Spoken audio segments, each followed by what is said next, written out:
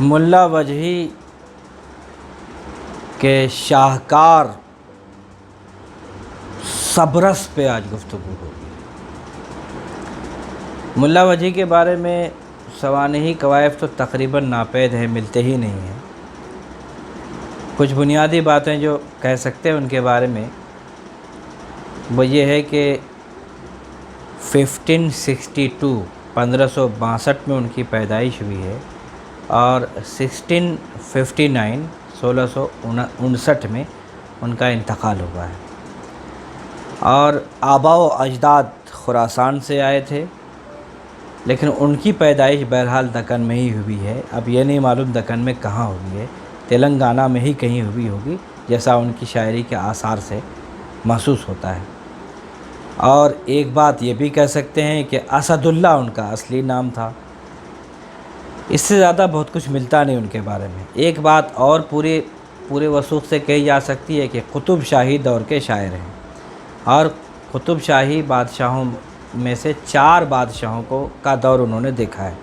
اور یہ ملک الشورا کا درجہ رکھتے ہیں اس دربار میں۔ ان کو ملک الشورا بنایا گیا ہے، یعنی شورا کا بادشاہ، جو کہ ہر دربار میں سب سے اہم شاعر ہوتا تھا، تو اس کو ملک الشورا کا خطاب دیا جاتا ہے۔ ایک بات اور پورے وثوق سے کہی جا سکتی ہے، ان کی تخلیقات کو دیکھتے ہوئے، ان کی شاعری اور ان کی نثر کو دیکھتے ہوئے، ظاہر ہے ان کا جو سرمایہ ہے ہمارے پاس آج کتب مشتری جو مثنوی ہے بہت طویل، اور صبرس اور تاج الحقائق، یہ 3 تاج الحقائق اور صبرس دونوں نثری نمونے ہیں، اور وہ شاعری،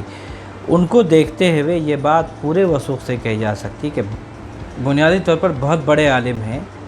اور بہت سے علوم پر ان کو دسترس حاصل ہے، مذہبی علوم پر خاص طور سے ان کی گہری نظر ہے، تصوف سے بہت شغف ہے ان کو، اور فارسیت تو اتنی زیادہ ہے فارسی دانی کا کہ فارسی کے شاعر ہیں باضابطہ، یہ کلیات بھی دستیاب ہو گیا ہے فارسی کا، باضابطہ فارسی کلام کا کلیات گویا کہ مرتب ہو چکا ہے اور سامنے آ چکا ہے ہمارے۔ تو بہرحال یہ بنیادی باتیں ان کے بارے میں، ان کی شخصیت کے بارے میں کہی جا سکتی ہیں، جس طرح سے وہ عربی فارسی کا سہارا لیتے ہیں، عربی مقولے فارسی اشعار جا بجا، تو اس سے اندازہ ہوتا ہے کہ فارسی پر بہت گہری نظر ہے ان کی۔ یہ تمام باتیں تو خیر ان کی شخصیت کے بارے میں، ان کے بارے میں ہے۔ ملا لفظ سے بھی آپ اندازہ کر سکتے ہیں، آج یہ لفظ ذلیل ہو گیا ہے۔ آج ہم لوگ کسی کو بھی ملا کہہ دیتے ہیں، جو جاہل جپٹ آدمی ہو، داڑھی رکھ لے تو ہم کہتے ہیں ملا ہے، لیکن ملا کے صحیح معنی ہیں اپنے زمانے کا سب سے بڑا اسکالر، سب سے علامہ کہہ سکتے ہیں آپ، سب سے اہم، جس کو بہت سارے علوم پر دسترس ہو، بہت سی زبانیں جانتا ہو، اور جو واقعی اسکالر ہو، دانشور ہو، اس کو ملا کہا جاتا تھا۔ تو یہ لفظ ملا ان کے لیے یوں ہی نہیں تھا، واقعی وہ ملا تھے، ملا وجہی، یوں ہی ملا ان کے نام کا حصہ نہیں تھا۔ تو میں نے عرض کیا کہ ان کا جو کارنامہ ہے، ادبی کارنامہ، کتب مشتری مثنوی کی شکل میں، تاج الحقائق، اور خاص طور سے بطور خاص صبرس بہت اہم ترین کارنامہ ہے، بلکہ کہنا چاہیے ہماری پوری ادبی تاریخ میں سب سے پہلا ادبی نثر کا سب سے پہلا کہنا چاہیے نمونہ ہے۔ آپ اس سے پہلے بھی نثر ہے، ایسا نہیں ہے، لیکن وہ نثر ادبی نثر نہیں ہے، وہ تصوف کے رسائل ہیں یا دوسرے مسائل ہیں، لیکن یہ کہ اس طرح سے باضابطہ ادبیت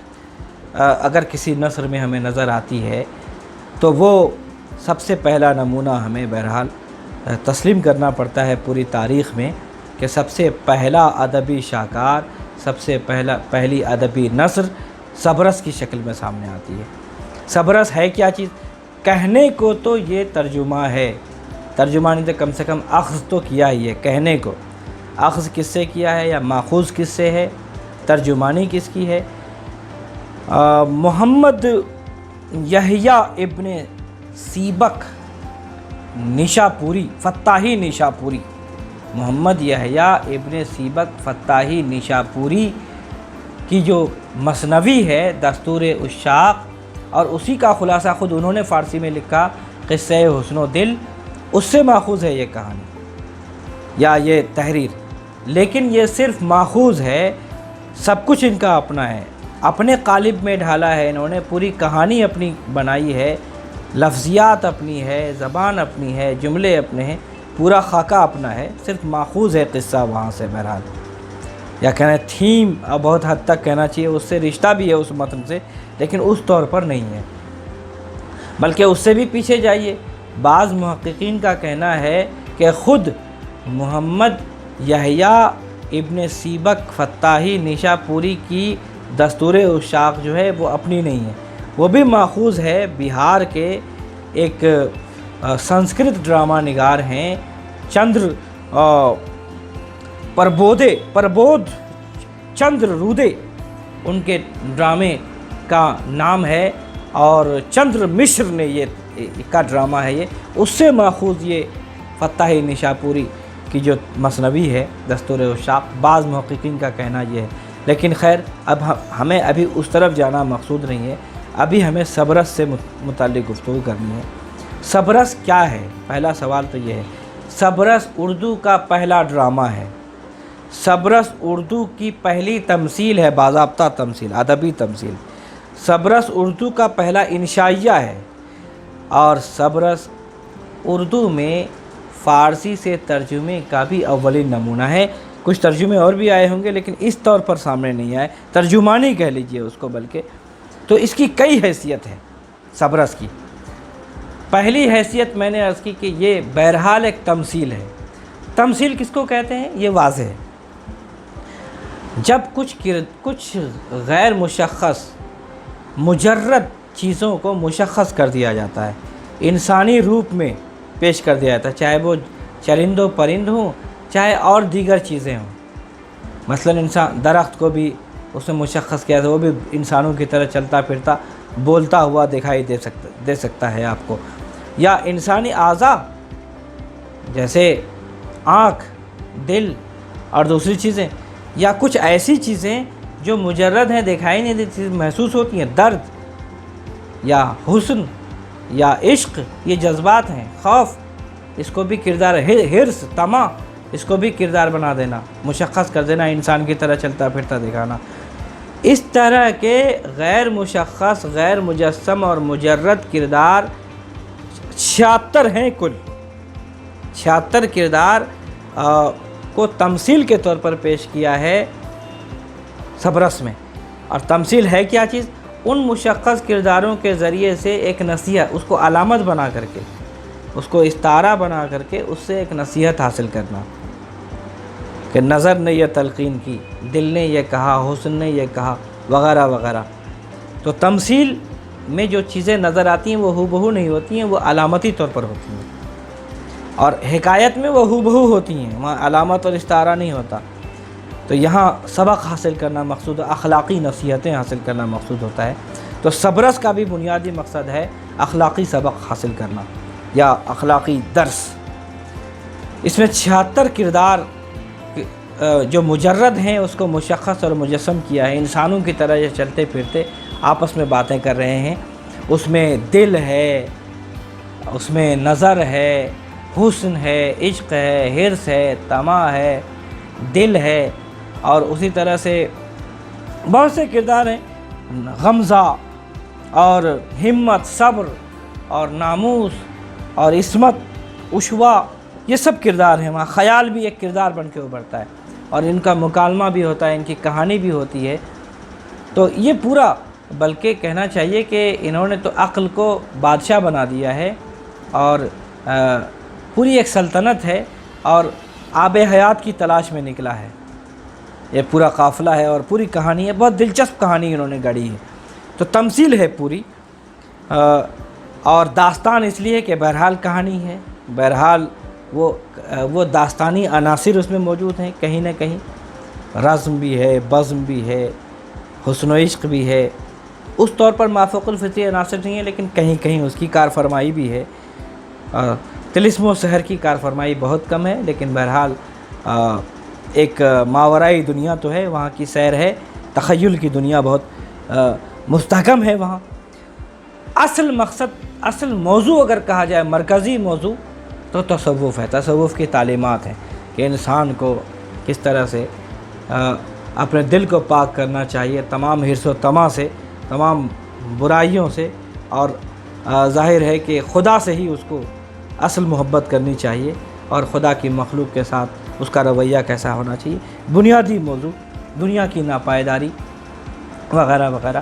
تو اصل موضوع تصوف ہے موضوع کے حساب سے، اور جاوید وسشٹ ایک اہم ناقد اور محقق ہیں، ان کا اس بات پر اصرار ہے، انہوں نے زور دیا ہے، ایک پوری کتاب لکھی ہے کہ اردو کا پہلا انشائیہ نگار ملا وجہی ہے، اور صبرس جو ہے اردو کا پہلا انشائیہ ہے۔ انہوں نے بے شمار مثالیں اور دلائل سے یہ ثابت کرنے کی کوشش کی ہے کہ انشائیہ کی جتنی خصوصیات ہو سکتی ہیں وہ بدرجہ اتم صبرس میں موجود ہیں۔ تو بطور انشائیہ کے بھی اس کو دیکھنا چاہیے، کم سے کم دوسرے ناقدین نے پہلا نہیں مانا تو کم سے کم یہ تو ضرور کہا، سب نے یہ تسلیم کیا ہے کہ نقش اول تو ہے، جھلک تو ہے، وہ تمام خصوصیات اس میں موجود تو ہیں۔ کوئی ایسا ناقد اور محقق نہیں ہوگا اردو کا جنہوں نے انشاء پردازی سے یا انشائیہ رنگ سے انکار کیا ہو صبرس کے۔ رشید احمد صدیقی انشائیہ کی صبح کاذب قرار دیتے ہیں صبرس کو، لیکن بہرحال کہتے تو ہیں کہ ہے، یعنی ایک جھلک، ایک نقش، ایک اولین نمونہ بہرحال ہے وہ صبرس۔ خود وجہی نے دعویٰ کیا ہے خود اپنے دیباچے میں صبرس کے، وہ جملے سننے لائق ہیں، کیا خوبصورت، اور اس نثر کا نمونہ بھی ہمارے سامنے آئے گا۔ آج لگن کوئی اس جہان میں، ہندوستان میں، ہندی زبان میں اس لطافت، اس چھنداسوں نظم اور نثر ملا کر گلا کر یوں نہیں بولیا، اس نبات کو یوں کوئی آب حیات میں نہیں گھولیا، یوں غیب کا علم نہیں کھولیا۔ اب میں یہ نثر بعد میں اس پر گفتگو بعد میں کروں گا، اس کی ساخت پہ یا صرف و نحو پر، یہ ایک الگ گفتگو ہے، دکنی زبان ہے، لیکن یہ دعویٰ کہ نظم اور نثر کو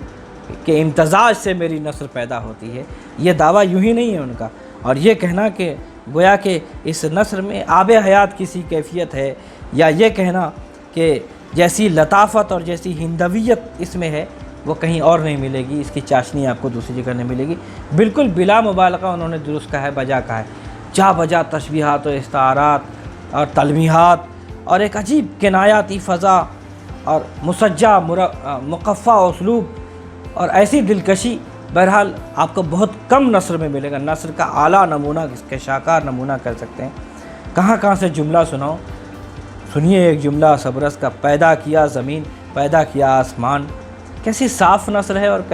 کیسی رواں چھوٹے چھوٹے جملے، اور کس طرح بہاؤ ہے اس میں۔ پیدا کیا زمین، پیدا کیا آسمان، سب دانا سب دانش منداں حیران۔ مقفع قافیوں کا لطف لیجئے اور نثر کی روانی کا لطف لیجئے، کہیں اٹکتا نہیں ہے آدمی، کہیں تصنع کی بھی کیفیت نہیں ہے، تو یہ بہاؤ آپ کو ملے گا۔ داستانویت بہت ہے، میں نے بارہا عرض کیا ہے کہ مربوط کڑیاں جو مختلف کرداروں کے درمیان، اور کہانی کا ایک مرکزی کردار، اور اسی کردار کے چاروں طرف اس کو محور بنا کے پوری کہانی گڑھنا، حالانکہ ما فوق الفطری ناصر کی کار فرمائی بہت کم ہے۔ منظر نگاری برائے نام ہے، جزیات نگاری بہت کمال کی ہے اس میں، اور کہنا چاہیے کہ مرقع کشی اور مکالمے بہت فطری ہیں، یہ تمام خصوصیات اس میں پائی جاتی ہیں۔ اور بھی بہت سی باتیں کہی جا سکتی ہیں، اصل میں یہ انہوں نے لکھا تھا عبداللہ قطب شاہ کی فرمائش پہ کہ اس کو سامنے رکھ کر کے، اس متن کو سامنے رکھ کر کے کوئی کہانی ایسی لکھے۔ پروفیسر حافظ شیرانی اس کے بہت قائل ہیں، اس کی نثر کے،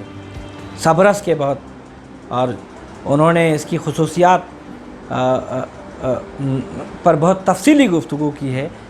انہوں نے کہا کہ قصے سے دلچسپی غیر معمولی ہے اس صبرس میں، قصہ پن بہت ہے، اور جذبات کی فراوانی، جذبات انگیزی بہت ہے، اور کہنا چاہیے کہ زبان بہت دلکش ہے، اور اسلوب بہت نادر اور دلکش ہے، اور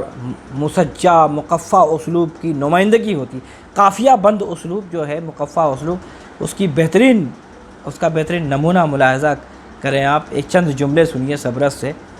یو کتاب سب کتاباں کا سرتاج، یو کتاب سب کتاباں کا سرتاج، سب باتاں کا راج، ہر بات میں سو سو معراج، ہر بات میں سو سو معراج، اس کا سودا سمجھے نہ کوئی عاشق باج، عاشق کے بغیر کسی عاشق کے علاوہ کوئی نہیں، عاشق باج، عاشق کے علاوہ کوئی نہیں سمجھ سکتا اس کے جنون کو، اس کی کیفیت کو، اس کا سودا سمجھے نہ کوئی عاشق باج، اس کتاب کی لذت پانے عالم سب محتاج۔ اب آپ دیکھیے کہ قافیوں کے اہتمام، لیکن کہیں بھی ایسا نہیں لگتا کہ قافیے کی گویا کہ باضابطہ اس کا التزام کیا گیا ہے، نثر میں ایک عجیب فطری بہاؤ ہے، اس کا احساس بہت کم ہو پاتا ہے۔ اس کتاب کو ہم ایک اور پہلو سے بھی دیکھتے ہیں، دکنی نثر، جتنے بھی بڑے ماہرین لسانیات ہیں جنہوں نے زبان کے ارتقاء کا مطالعہ کیا ہے، انہوں نے اس کتاب کو بنیاد بنایا ہے۔ آپ نصیر الدین ہاشمی کو دیکھ لیجئے، محی الدین قادری زور کو دیکھ لیجئے، حافظ محمود خان شیرانی ہیں، یا مسعود حسین خان ہیں، گیان چند جین ہیں، یا شوکت سبزواری ہیں، یا جتنے بھی بڑے لوگ ہیں جنہوں نے زبان کا مطالعہ کیا، زبان کے ارتقائی سفر کا مطالعہ کیا ہے، سبرس ان کے لیے بہترین نمونہ ہے، نقش ہے۔ چونکہ یہ 1635 میں نے بار بار عرض کیا کہ 1635 کی نثر آج سے 400 سال یا 350 سال پہلے کی نثر کس طرح کی تھی، اس کا بہترین مطالعہ کرنا ہے، صرفی اعتبار سے، نحوی اعتبار سے، قواعد کی روح سے، جملے کی ساخت کے اعتبار سے، واحد جمع، افعال، اسماء، مذکر مؤنث، جتنی بھی چیزوں کا مطالعہ کرنا ہے تو سبرس کو یہ لوگ بنیاد بناتے ہیں، اور اس نثر کو بنیاد بنا کر، لیکن خاص بات یہ کہ صرف دکنی نہیں ہے، یہ فارسی آمیزی، برج بھاشا، ہریانوی، گوالیاری، راجستھانی، ہر ان تمام مقامی زبانوں کے اثرات بھی واضح طور سے اس میں ملتے ہیں۔ ایسا لگتا ہے کہ وہ بہت زبانوں سے غیر معمولی دلچسپی ہے سبرس، صاحب سبرس کو یا ملا وجہی کو۔ بہت سی باتیں کہی جا سکتی ہیں، معاشرتی جھلکیاں، تہذیبی اور سیاسی حالات، اس کو بھی انہوں نے نظر انداز نہیں کیا ہے اس کہانی کو بننے میں جو سبرس میں نظر آتی ہے۔ زبان، سب سے بڑی بات ہے زبان کا کمال، حسن جو کردار کے طور پر ابھرتا ہے، حسن کے بارے میں کیا کہتے ہیں، حسن دھن، من موہن، جگ جیون، چھیلے نار، من ہرن مورت، اوتار صورت۔ نظر پہلی بار، نظر ایک کردار ہے وہاں، نظر پہلی بار جب حسن کو دیکھتی ہے تو نظر مخاطب کر کے کیا کہتی ہے، حسن سے ذرا جملہ سنیے۔ اے من کی پری، اے نار سندری، اے دنیا کے سرخ کی ابجھری، اے گنونتی گن بھری۔ اب ہندی زبان کے شیریں الفاظ کا استعمال دیکھیے آپ، اور کیا خطاب ہے، کس طرح کے موزوں اور بہت میٹھے الفاظ ہیں کہنا چاہیے۔ اس زبان کا لطف لیجیے آپ، یہ زبان آپ کو کہیں اور بہت کم ملے گی، بہت زیادہ فارسی آمیزی، بہت زیادہ عربی آمیزی نہیں ہے، لیکن جہاں ہے وہاں پورے عالمانہ شان کے ساتھ ہے۔ تو سبرس کو ہمیں داستان کے طور پر بھی دیکھنا چاہیے، ترجمے کے طور پر بھی دیکھنا چاہیے، تمثیل اور انشائیہ کے اولین نمونے کے طور پر بھی اس کو دیکھنا چاہیے، اس کا مطالعہ کرنا چاہیے، اور زبان کا مطالعہ تو خاص طور پر۔